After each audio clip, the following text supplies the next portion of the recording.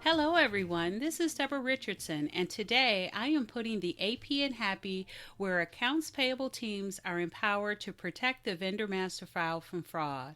This podcast will give a voice to accounts payable team members by talking about the growing reality of cyber attacks in their world and which vendor setup and vendor management techniques they can apply to protect the vendor master file from fraud.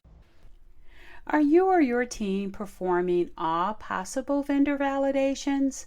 Do you know which documents have the key data you need to confirm that the vendor you are about to create or update is real? Be sure by downloading the Vendor Validation Reference List. It also has links to all the resources listed.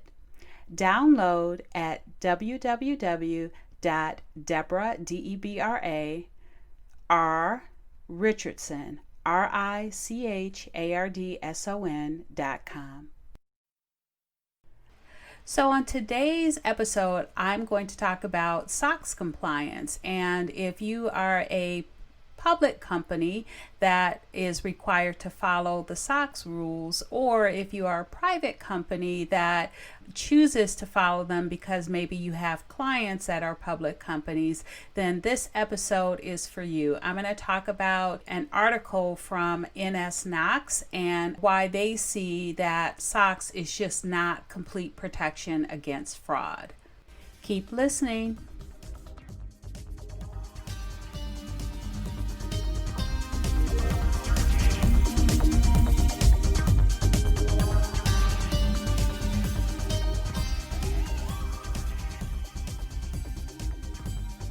Welcome to episode 89, Why Sox Compliance is Not Complete Protection Against Fraud.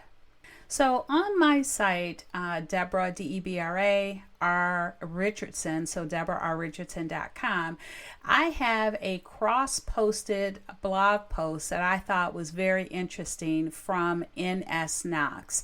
And I saw that they had a blog post towards the end of November, and it really talked about SOX compliance and really why it's essential, but it's not enough to protect companies against fraud. Because I remember when SOX first came out, before I got into accounts payable, I was in controller's position, various finance positions where I was over the general ledger and also did some financial reporting. So I do remember SOX, and I remember fraud scandals at WorldCom and Enron that resulted in the Sarbanes-Oxley Act of 2002, or SOX. I also remember we had some pretty good jokes about it too. I remember my boss finding a pen on my desk that was one of those erasable pens, and she walked by and asked me if I worked at Enron, and I thought, okay, I guess I can't use that pen anymore, but I'm making light of it. But it really was a serious issue back then because it was, again, adding more work into an area where we were quite lean. And so looking back at it now, we're in 2020 and we're dealing with all types of cyber fraud. So the question that nsKnox posed and answered in their blog post was, is compliance with SOX with the added scrutiny and transparency enough to protect companies against fraud? And their answer was no, because SOX really, that law primarily addresses insider fraud, and it really mandates far fewer protections against fraud perpetrated by external actors.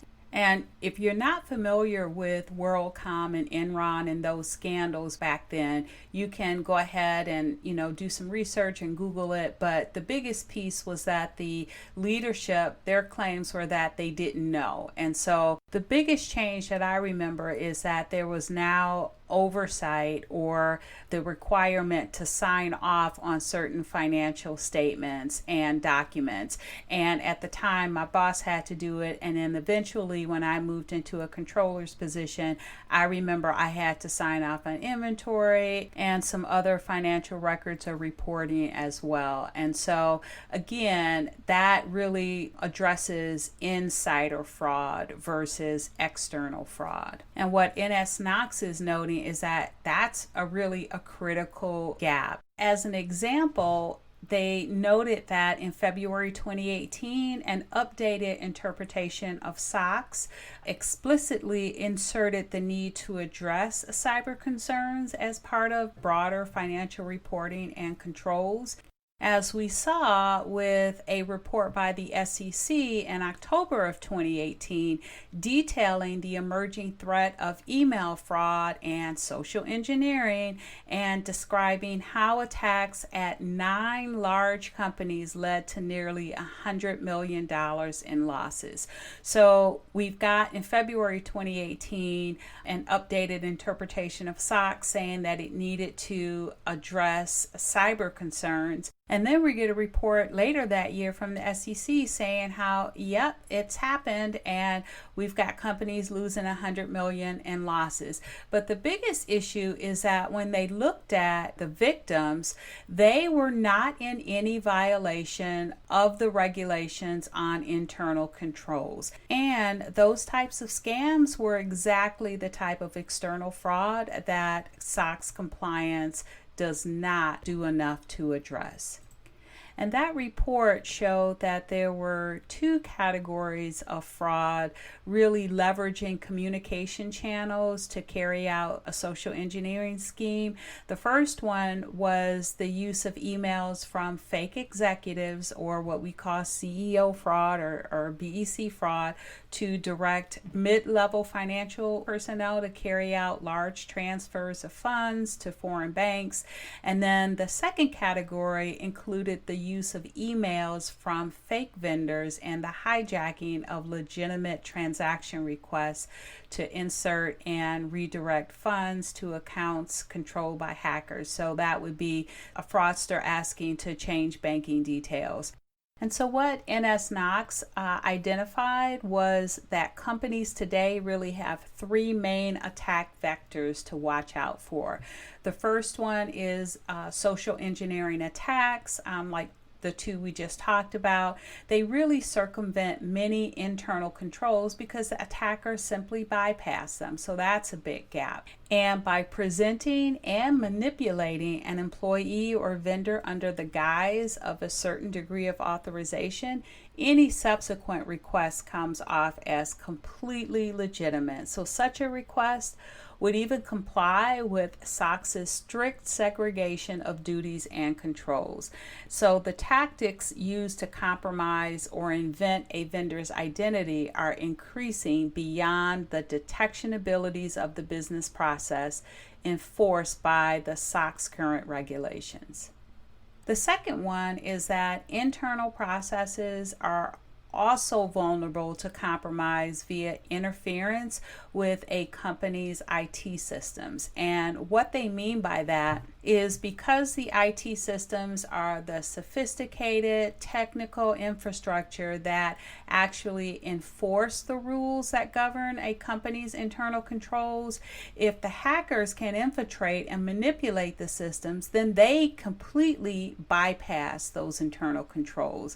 And then an example of this would be changing account details and then covering their tracks by deleting any references to those changes, so that when the IT system verifies a payment order tampered with in this way, it appears to be legitimate and automatically let through.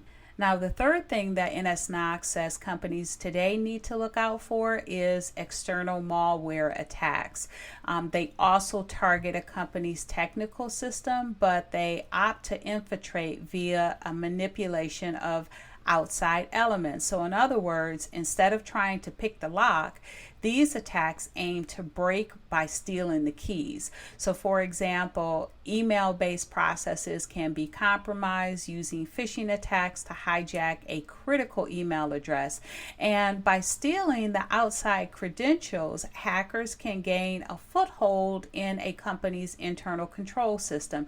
So you combine that with emerging deepfake voice and telephone schemes, and really such attacks could even penetrate security measures as advanced as dual-factor authentication. So to combat fraud, SOX Compliant alone is no longer enough.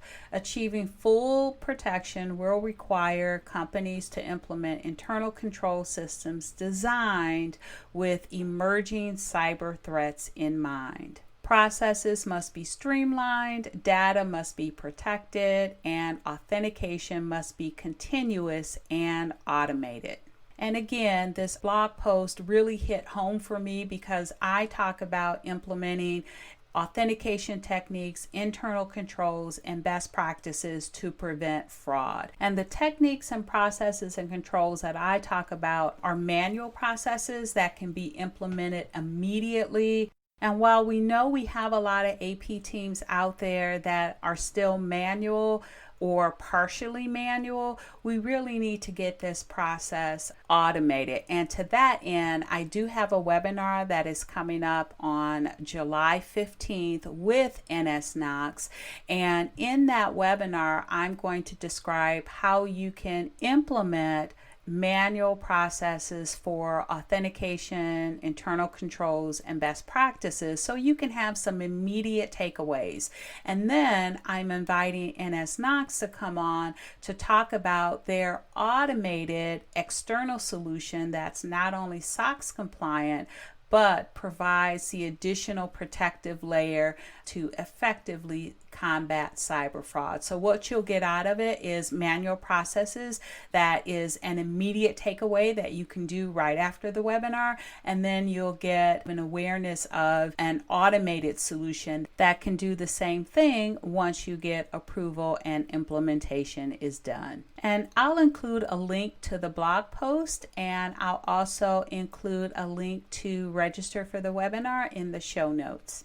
And don't worry if you're not able to attend the live webinar, you can always watch the on-demand recording of that webinar on my website, along with recordings of other webinars that I've done in the past. And you can find those on deborahrrichardson.com/webinars. So thanks everyone. I hope you enjoyed the 89th episode of the Putting the AP in Happy podcast, where accounts payable teams are empowered to protect the vendor master file from fraud. Don't forget to check the show notes for the links mentioned in the podcast. If you enjoyed this episode, consider subscribing and writing a review of my podcast on the platform that you use to listen. Stay happy.